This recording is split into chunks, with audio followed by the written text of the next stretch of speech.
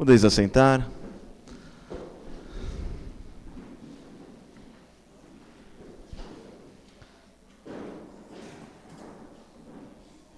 Abra sua Bíblia em João capítulo 11. Obrigado.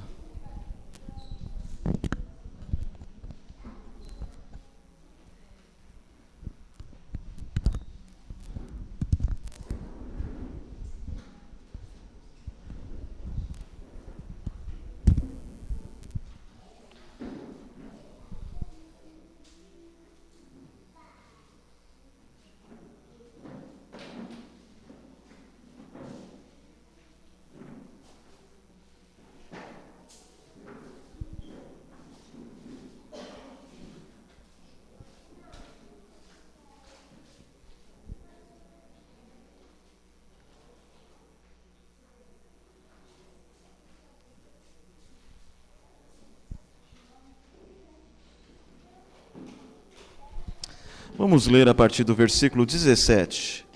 Evangelho de João, capítulo 11, versículo 17, vamos ler até o versículo 27. Assentado como estamos, acompanhe a leitura.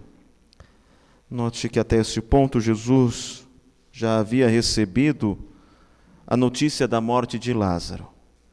Então, no versículo 17, lemos: Chegando Jesus, encontrou Lázaro já sepultado.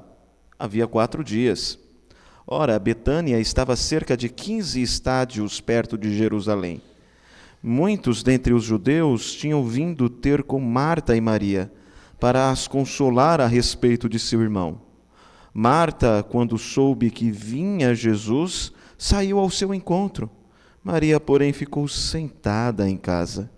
Disse, pois, Marta a Jesus: Senhor, se estiveras aqui, não teria morrido meu irmão. Mas também sei que mesmo agora, tudo quanto pedires a Deus, Deus tu concederá. Declarou-lhe Jesus: Teu irmão há de ressurgir. Eu sei, replicou Marta, que ele há de ressurgir na ressurreição, no último dia. Disse-lhe Jesus: Eu sou a ressurreição e a vida. Quem crê em mim, ainda que morra, viverá. E todo o que vive e crê em mim, não morrerá eternamente. Crês isto? Sim, Senhor, respondeu ela. Eu tenho crido que tu és o Cristo, o Filho de Deus, que devia vir ao mundo. Senhor, que palavras tão profundas. Nós sabemos, no entanto, que se o Senhor não for conosco, não conseguiríamos considerar o peso delas. Portanto, tenha piedade e misericórdia de nós e ajude-nos a compreender e a aplicar estas verdades pronunciadas pelo nosso Senhor, e que nos agarremos na certeza de que Cristo Jesus é a ressurreição e a vida. Ensina-nos o significado destas afirmações e que, ao aprendermos, vivamos de modo coerente a elas. Ajude-nos nisso, ó Deus. Te pedimos humildemente, em nome de Jesus Cristo. Amém. Amém.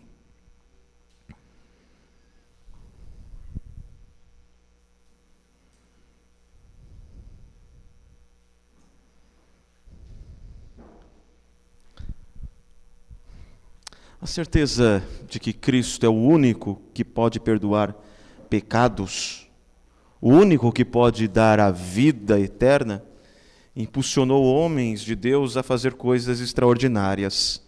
Eu gostaria de compartilhar uma história com você. Um exemplo disto é a vida de Charles Wesley, o irmão de John Wesley. Charles e seu amigo Bray, um homem muito simples, resolveram aconselhar prisioneiros que na época tinham sido condenados à morte e aguardavam execução da sentença. Isso por volta do século XVIII. E numa terça-feira eles pediram autorização para ficar com os prisioneiros que seriam executados no dia seguinte. Então estes homens iriam ser executados no dia seguinte. Eles então pedem às autoridades permita-nos que passemos a noite com eles, que os consolemos, que falemos de Cristo para eles. E eles então receberam esta permissão. E eles passaram a noite toda pregando o evangelho àqueles homens condenados. Eles disseram aos prisioneiros que um homem veio do céu para salvar os pecadores. E que se os pecadores perdidos crescem, teriam então vida eterna. Eles passaram horas falando dos sofrimentos do Filho de Deus, sua dor, sua agonia, sua morte e sua ressurreição. Note, a certeza de que Cristo Jesus não era um mero homem, mas sim o único que pode conceder perdão, ressurreição e vida eterna, fez com que aqueles dois homens passassem a noite inteira com homens perigosos, que seriam executados no dia seguinte e, portanto, poderiam matá-los sem um perigo de uma pena maior. Afinal, iriam morrer no dia seguinte mesmo. Note, para você, quem é Jesus? E ao identificar quem é Jesus, como isso muda a sua vida e suas atitudes? Charles e Bray sabiam quem era Jesus. Ele é o único que pode perdoar, é o único que pode salvar. E não há poço mais fundo que a graça não seja mais profunda ainda. Afinal, onde abundou o pecado, superabundou a graça. Então aqueles homens sabiam que Jesus Cristo é compassivo, gracioso, misericordioso e pode perdoar o pior dos pecadores e dar vida eterna a estas pessoas. Note, o que você pensa a respeito de Jesus, de fato, determina os seus atos. E aqui neste texto que nós acabamos de ler, nós vamos identificar mais uma expressão de quem é Jesus, mais um aspecto de sua identidade. O versículo que nós lemos é claro no que se refere à base da nossa exposição. Disse-lhe Jesus: eu sou a ressurreição e a vida. É isso que Jesus está dizendo de si mesmo. Eu sou a ressurreição e a vida. E não para aí. Quem crê em mim, ainda que morra, viverá. Esta é a terceira sentença.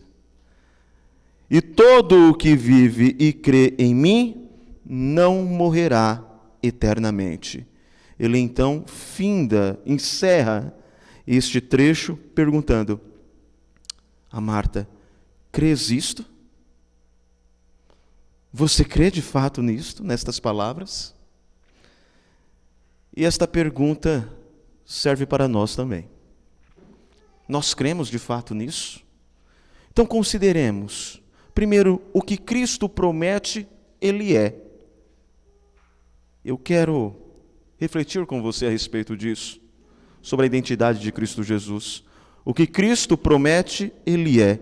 E o que Ele está prometendo neste texto? O que Ele promete? Vida. Ele promete ressurreição, Ele promete vida, porque Ele é a ressurreição e a vida. Então, o que Cristo promete, Ele é. E Ele não havia prometido vida e ressurreição somente neste texto. Se você for para João 13,16, você nem precisa, você já sabe de cor o que nós lemos lá. Porque Deus amou o mundo de tal maneira que deu o seu Filho unigênito, para que todo aquele que nele crê não pereça, mas tenha a vida eterna. Jesus promete vida. Ou melhor, Deus Pai promete vida por meio de Deus Filho. Em João capítulo 5, versículo 39, Jesus disse: examinais as Escrituras, porque julgais ter nelas a vida eterna, e são elas mesmas que testificam de mim.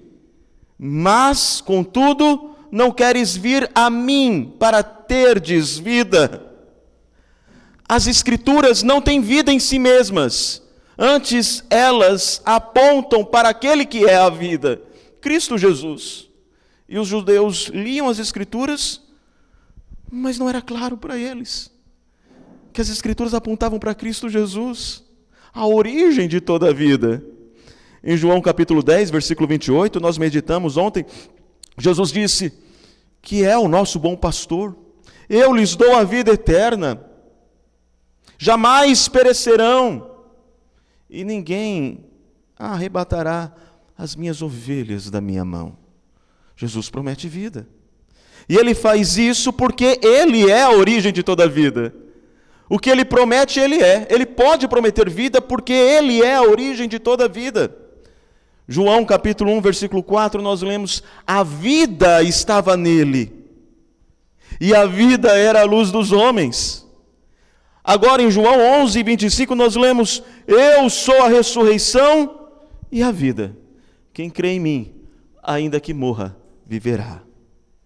E todo o que vive e crê em mim, não morrerá eternamente. Jesus é a origem de toda a vida.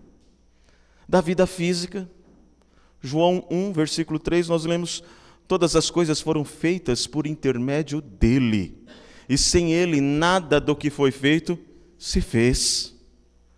Jesus é a origem de toda a vida espiritual. Nós já citamos este texto, Efésios 2, do versículo 1 ao 3, retrata a nossa condição. Nós estávamos mortos em delitos e em pecados. Mas a partir do versículo 4 nós lemos que em Cristo nós fomos vivificados, recebemos vida. E Paulo reafirma esta verdade em 1 Coríntios capítulo 15, versículo 22, dizendo que todos os eleitos são vivificados em Cristo. Então Jesus é a origem de toda a vida.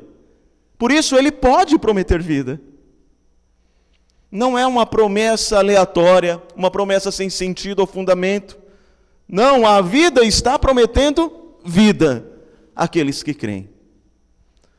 Mas não é vida física, é vida eterna.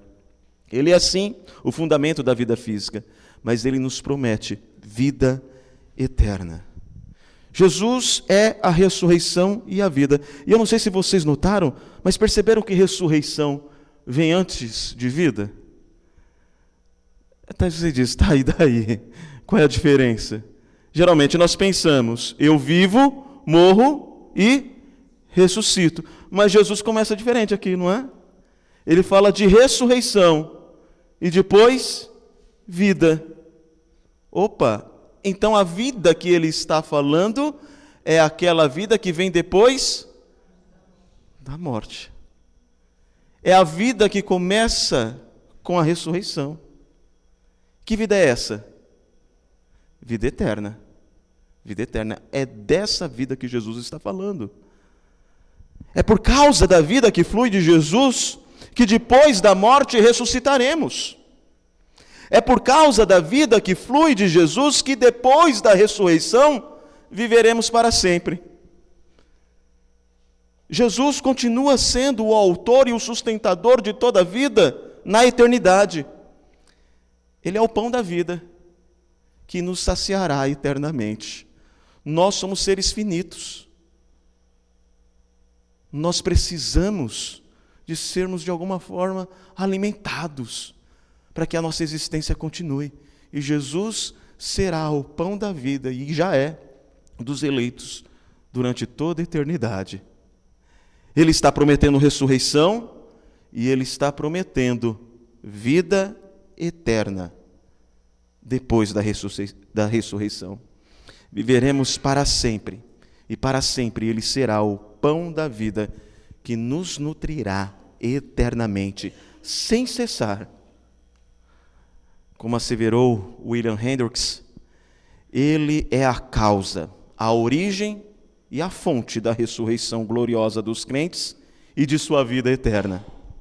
Porque ele vive, nós também viveremos. Sem ele, nada resta a não ser a morte. Mas aos seus eleitos, aquele que venceu a morte promete vida. ressurreição e vida eterna. Por isso podemos dizer que o que Cristo promete, Ele é. Ele promete vida a nós, porque Ele é a vida. Ele é a ressurreição e a vida. Ele promete vida porque é a própria vida. Ele é o fundamento da nossa ressurreição e o nosso sustento durante toda a eternidade. E o que Cristo é e nos promete, Ele nos dá. Quais as implicações de Jesus ser a ressurreição e a vida? Note mais uma vez o texto que está em tela. E aqui nós temos um paralelismo sintético, nós já estudamos isso. E ele está disposto de uma forma que nem sempre nós reparamos. A ideia é, primeiro, disse-lhe Jesus, eu sou a ressurreição e a vida. Ele é duas coisas. Ele é a ressurreição e a vida. Em seguida, você tem duas sentenças que estão relacionadas às duas definições de si mesmo. Ou seja, eu sou a ressurreição. Quem crê em mim, ainda que morra, viverá. Eu sou a vida, e todo o que vive e crê em mim, não morrerá eternamente. Perceberam? É assim que nós devemos entender este texto. Primeiro ele anuncia o que ele é duas coisas. Ele é a ressurreição e a vida. E depois seguem as duas sentenças dizendo o que ele faz por ser a ressurreição e por ser a vida. Então a primeira sentença, Jesus diz, eu sou a ressurreição. E logo em seguida nós temos a descrição disso. Quem crê em mim, ainda que morra, viverá. Esta verdade deve ser aplicada ao crente principalmente no momento da morte. Quando nós formos confrontados no leito com a morte, lembremos, Jesus disse, eu sou a ressurreição. O nosso corpo não ficará no pó para sempre, porque Jesus afirmou, eu sou a ressurreição. E quem crê em mim, ainda que morra, viverá. Naturalmente que quando nós lemos esta afirmativa, nós imediatamente pensamos em Lázaro, afinal é o contexto. Mas o que é dito é verdadeiro para cada crente, não somente para Lázaro. Para cada crente que morre fisicamente, há a esperança certa de ressurreição em Cristo, naquele que é a ressurreição. As palavras aqui são aquele que crê permanentemente em mim, ainda que morra fisicamente, viverá, no sentido de ressuscitará. Afinal, ele é a ressurreição. E Jesus é a vida. Então, ele fará com que vivamos eternamente depois da ressurreição. Ele é a vida, e todo o que vive e crê em mim não morrerá eternamente. Todo o que vive, todo o que foi vivificado, todo aquele que vive espiritualmente e crê permanentemente em Cristo Jesus, nunca morrerá eternamente. Essa é a ideia. Nunca provará da morte eterna, pois depois da ressurreição, nós viveremos para sempre com um corpo glorificado. E como nós já lemos em Apocalipse, não haverá morte, ou seja, não haverá outra vez separação do corpo e da alma. Ressurretos e glorificados viveremos para sempre. E quem garante isso é a própria vida. Quem nos diz isso é a própria vida. É o pão que nos sustentará durante toda a eternidade. Jamais morreremos depois da ressurreição. Jamais seremos separados da presença de Deus. E como eu me aproprio destas verdades? Como saber que Jesus é a ressurreição e é a vida muda a minha vida? Como que eu me aproprio disto?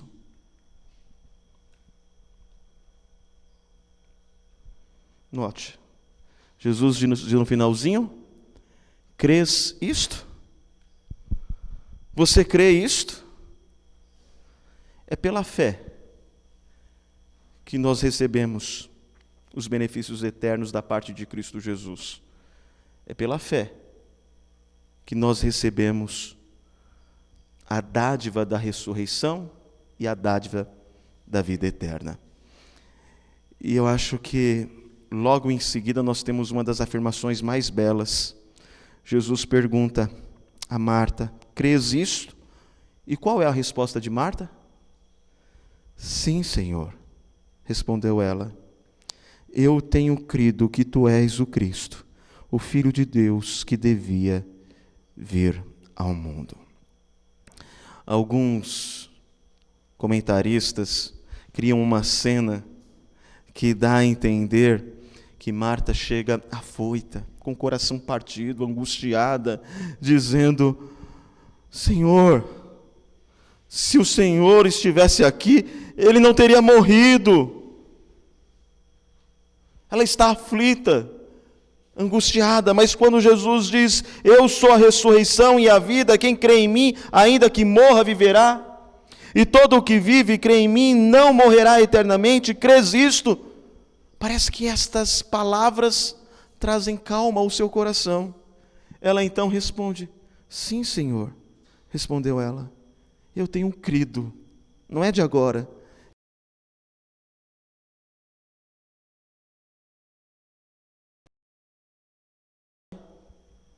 Pensa na cena. Ela está chorando, ela chega abatida, desesperada. Se o Senhor estivesse aqui, ele não teria morrido. Jesus diz essas palavras tão profundas a ela, e ela sai calmamente. Chega em Maria e fala: olha, Jesus chegou. Sabe aquela cena de acalmou. O coração está em ordem. Porque ela sabe que a vida pertence ao seu Senhor. Você crê nisso? Pergunta Jesus a Marta. Mas ele não pergunta apenas a Marta. Ele pergunta também a nós. Crês isto? Charles Wesley e Bray pregaram o evangelho aos condenados à morte. No dia seguinte, os prisioneiros foram colocados em uma carroça, levados à cidade de Tyburn. Charles foi com eles. Cordas foram colocadas em volta do pescoço de cada um, de modo que a carroça, sendo puxada, deixaria-os pendurados no ar, e então eles seriam asfixiados, mortos pela forca. Então Charles escreveu o resultado da longa noite de labor de evangelismo, em que ele tinha pregado o evangelho. E ele narra da seguinte forma: eles estavam todos alegres, cheios de conforto, paz e triunfo, certamente seguros de que Cristo morreu por eles e esperando para recebê-los no paraíso. E aí Charles se apega a um detalhe, e ele usa exatamente esta palavra. O negro, pois tinha um escravo fugitivo e tinha sido condenado à forca por conta disso, o negro me chamou a atenção. Às vezes, seus olhos encontravam os meus, e quando isso acontecia, ele sorria para mim. E a sua face era composta e agradável. Era um semblante triunfante, o maior que eu já vi. Nós os deixamos indo de encontro ao seu Senhor, prontos para o noivo. Quando o carro partiu, quando a carroça partiu, ninguém se moveu, ninguém lutou pela vida. Humildemente cederam seus espíritos. E exatamente ao meio-dia, foram mortos. Falei algumas palavras apropriadas para a multidão e voltei cheio de paz e confiança na felicidade dos nossos amigos. aquela hora, ali, sob a forca, foi a hora mais abençoada da minha vida. Aqueles homens se converteram e se agarraram à verdade que quando os seus olhos fechassem, seriam abertos na presença do Redentor deles. Afinal, Ele é a ressurreição e a vida. Por isso nós não tememos a morte. Porque a única coisa que ela pode nos fazer é nos devolver ao nosso Senhor e Redentor. Disse-lhes Jesus: eu sou a ressurreição e a vida. Quem crê em mim, ainda que morra, viverá. E todo o que vive e crê em mim não morrerá eternamente. Crês isto? Crês isto? Eu termino com uma pergunta, e uma pergunta fundamental. Mas qual é a prova de que essas palavras são verdadeiras? Logo após essas palavras, o que Jesus faz? Ressuscita Lázaro. A ressurreição de Lázaro era uma confirmação do que Jesus acabara de dizer a respeito de si mesmo. No entanto, a ressurreição de Lázaro não é a principal confirmação. A ressurreição de Lázaro é uma amostra grátis da ressurreição de Cristo. É por isso que há paralelos entre a morte de Lázaro e a morte de Jesus. Ou melhor, a ressurreição de Lázaro e a ressurreição de Jesus. Lázaro pôde ser achado onde foi sepultado, mas ao terceiro dia, quando as mulheres procuraram Jesus, ele não estava lá. Ele vence a morte sozinho. A vida, que é Ele, triunfa sobre a morte, o inimigo mais implacável da humanidade. Lázaro ressuscitou, mas precisou de alguém para desatá-lo. Quando as mulheres chegaram ao túmulo, Jesus havia deixado os panos para trás. Lázaro ressuscitou, mas voltou a morrer. Jesus vive para sempre e também nós viveremos quando formos ressuscitados. A ressurreição de Lázaro é o último sinal que aponta para a obra redentora de Cristo Jesus, a sua morte e sua ressurreição. Eu não sei se você se lembra ou se você sabe, mas João, propositalmente, ele narra 7 sinais. E esses 7 sinais, a começar pelo número, são importantes. E João coloca numa ordem teológica, não necessariamente cronológica. São 7 sinais. O primeiro sinal são as bodas de Caná, quando Jesus transforma água em vinho. O segundo, ele cura o filho de um servo. Terceiro, a cura do paralítico. Quarto, a multiplicação dos pães. Quinto, ele caminha sobre as águas. Sexto, ele cura o cego. E o último sinal registrado em João é a ressurreição de Lázaro. Perceberam que há uma graduação? Mas o maior sinal de todos é a sua ressurreição. Na verdade, todos esses 7 sinais estão apontando para a culminação, para o ápice, para o clímax do Evangelho de João, que é a ressurreição de Cristo Jesus. Mas antes de chegarmos a esta conclusão, note o que João diz no final do seu Evangelho, João capítulo 20, versículo 30 ao 31. Na verdade, fez Jesus diante dos discípulos muitos outros sinais. Não foram só 7. Foram feitos muitos outros sinais que não estão escritos nestes livros. Estes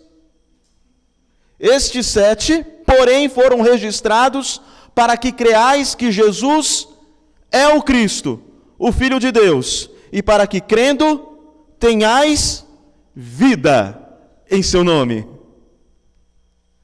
Não por acaso, depois que ele diz as palavras que nós lemos, ele encerra dizendo o quê?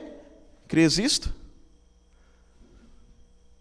Porque esta é a função dos sinais: apontar para a obra redentora de Cristo Jesus e saber que por causa da sua obra nós temos vida. Todos esses sinais, selecionados por João, tinham um objetivo: para que creais que Jesus é o Cristo, o Filho de Deus. E é exatamente o que Marta diz, não é? E para que, crendo, tenhais vida em seu nome. Cada sinal aponta para a obra de Cristo Jesus. Cada sinal registrado no Evangelho de João aponta para a sua ressurreição. Cada sinal era uma forma de ilustrar os benefícios eternos que a obra de Jesus, sua obra redentora, sua morte e ressurreição, outorgaria àqueles que creem. Por exemplo, as bodas de Caná. A ideia aqui é mostrar que a era messiânica chegou. Afinal, os profetas Jeremias, Oséias e Amós haviam dito que a chegada do Messias seria marcada por fartura de vinho. Então não é por acaso. Um pregador, Edir Macedo, né? Ele disse que este milagre foi o milagre mais inútil de Jesus, sem significado nenhum. Mas há um significado aqui.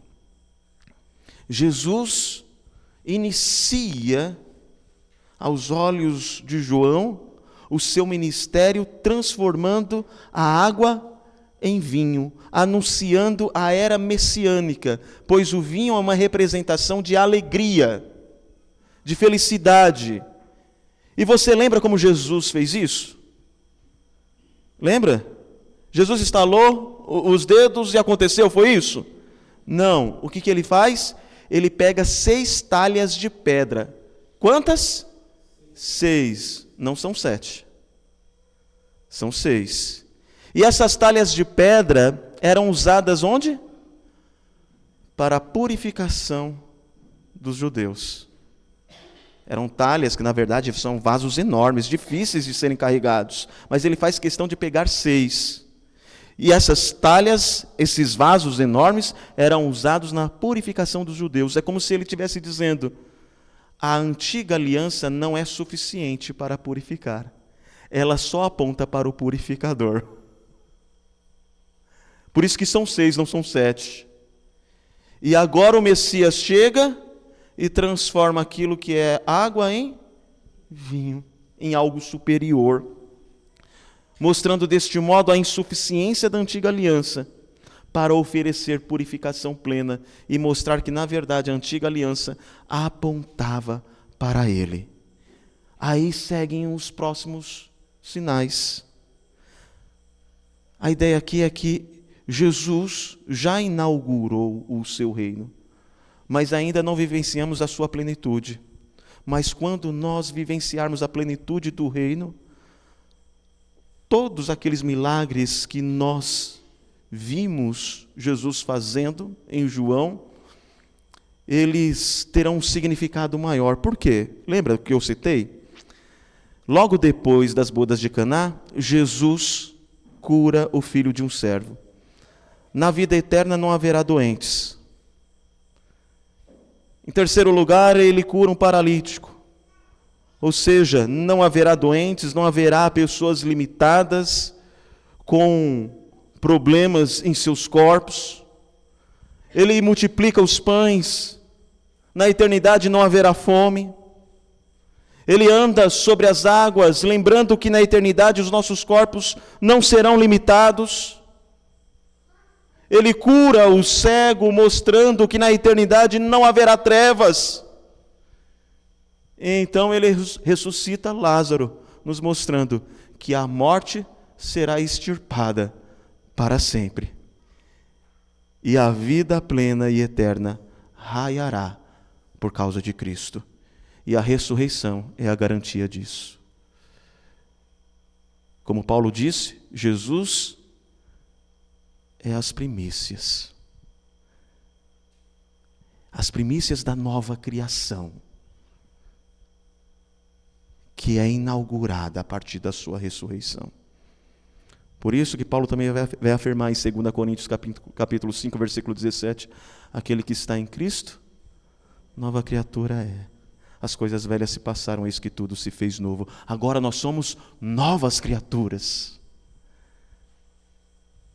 Já fomos libertos da condenação do pecado, mas ainda não da presença. Mas quando isso acontecer, quando Jesus instituir plenamente o seu reino, nós viveremos neste mundo sem doenças, sem fome, teremos corpos glorificados, não limitados, não haverá mais trevas e não haverá morte. Por quê? Porque Ele é a ressurreição e a vida. Com o seu poder, Ele nos ressuscita. E por ser Ele a origem de toda a vida, Ele vai manter a nossa vida eterna durante toda a eternidade.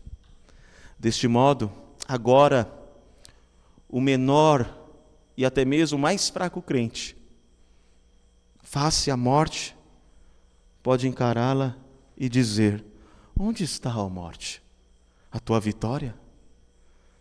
Onde está, ó morte, o teu aguilhão? Porque Ele ressuscitou e vive, nós que estamos nele, não tememos a morte. Louvado seja o Senhor Jesus por isso. Amém. Vamos louvar ao Senhor mais uma vez.